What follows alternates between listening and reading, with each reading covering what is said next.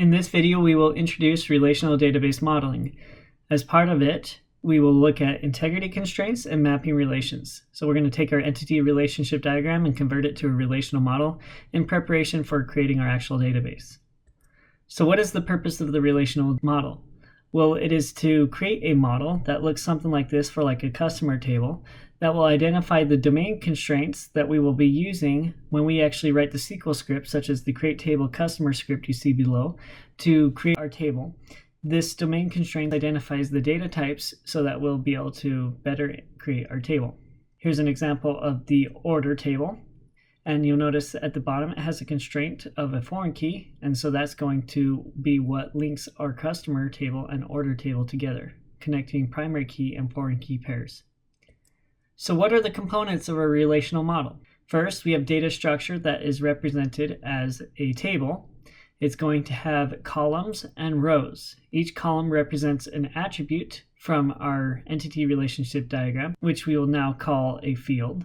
And each row represents an instance of the entity. These tables are called relations in the relational model. The purpose of the relational model is to establish data integrity. So if we change one thing in one table, it won't impact or need to impact multiple other things in that same table. Or if we delete something, or if we insert something, it's not going to have a drastic impact. It also prepares us for data manipulation via SQL, which we will talk about in a subsequent lecture.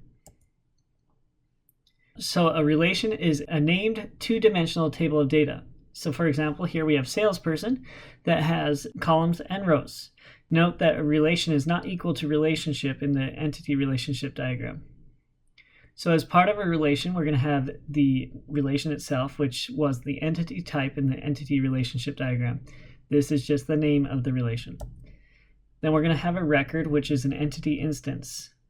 We are going to have fields, which were attributes in the entity relationship diagram. And the order of the rows and columns is irrelevant. It doesn't really matter the order as long as it is in our tables, because we'll be able to manipulate with SQL. Each cell must be atomic, which means that every cell must only have one value. Additionally, a relation must have a primary key, and where dependent entities link back to the parent entities, they'll need to have foreign keys. So take, for example, this illustration of an entity relationship diagram here. To convert this to a relational model, we would identify the primary keys, which are going to be the identifiers that were part of the entity relationship diagram in our previous lecture. So for example, customer, the primary key is customer ID because that was the identifier. In order ID was the identifier, so it's our primary key. In product ID was the identifier, so it's our primary key. And order line either had order line ID or order ID and product ID together as the primary key. The foreign keys are going to be the identifier that connects the dependent relation, which is the many side of the relationship, to the parent side of the relationship.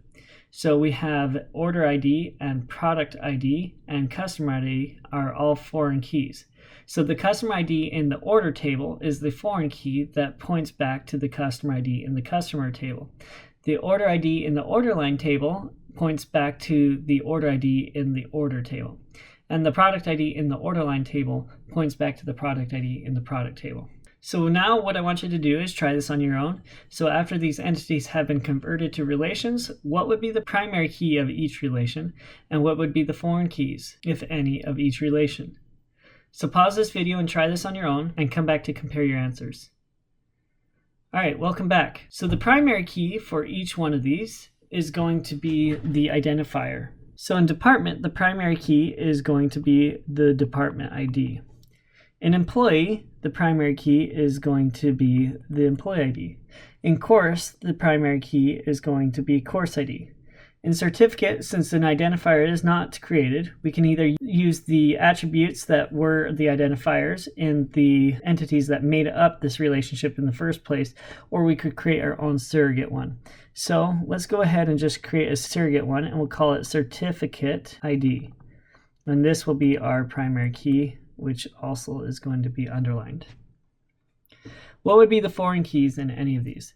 Well, on department, we're going to look at the one side of the relationship and the many side of the relationship. So we're going to take the one side and take the primary key of the one side, and it becomes a foreign key on the many side. So I'm going to go ahead and put department ID over here, and this is going to be a foreign key that is going to link back to our department relation. Additionally, we have two more foreign keys. Employee has a one side and certificate has a many side. So employee ID is going to become a foreign key here. And the same goes for course because it's on the one side and a many side on the certificate. So we're going to take course ID and move it over here. So we'll put employee ID here and course ID, and individually they will both be foreign keys.